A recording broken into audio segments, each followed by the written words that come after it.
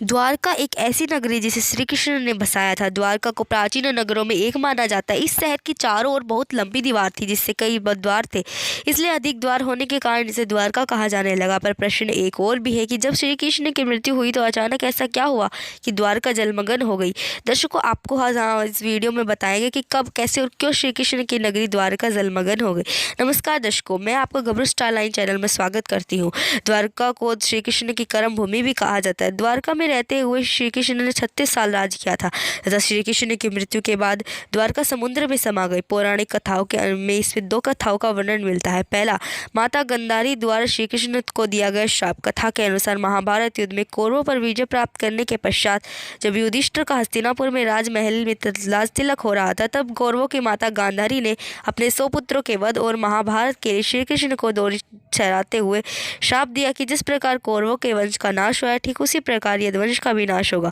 दूसरी कथा में ऋषियों द्वारा श्री कृष्ण के पुत्र शाम को दिया गया श्राप।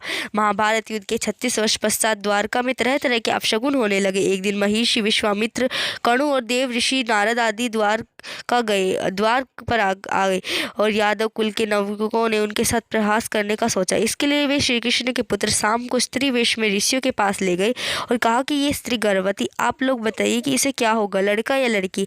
नवयुवकों के ऐसे कहने पर ऋषि ध्यान करने लगे। तब उन्हें पता लगा कि जिन्हें वो स्त्री बता रहे हैं वो वास्तव में एक पुरुष है। तो उनको बड़ा क्रोध आया और उन्होंने नवयुवकों को कहा कि तुमने हमारा अपमान किया है तो ये श्री कृष्ण का पुत्र एक लोहे को मूसल को जन्म देगा जिसे अपने समस्त कुल का नाश करेगा, जिससे श्री कृष्ण और बलराम भी बच पाएंगे। जब श्री कृष्ण को यह बात पता चली तो उन्होंने कहा यह बात अवश्य सत्य हुई। अगले दिन ही उन्हें मूसल पैदा हुआ। तब यह बात राजा उग्र सिंह को पता चली तो उन्होंने मूसल को नदी में फिकवा दिया। पर उसके बाद भी द्वारका में अपशगुन आने लगे, आंधी तूफान आने लगे। तो श्री कृष्ण ने यदुवंशी को तीर्थ यात्रा करने के लिए कहा। उन्होंने सात्यायी का उपहास किया और वे क्रोध में आ गए। फिर श्री कृष्ण के पुत्र प्रद्युम्न के साथ भिड़ गए। दोनों ही लड़ाई में मारे गए। श्री कृष्ण ने यह पता चला तो वो बहुत क्रोधित हो गए और देखते ही देखते सभी की मृत्यु होने लगी।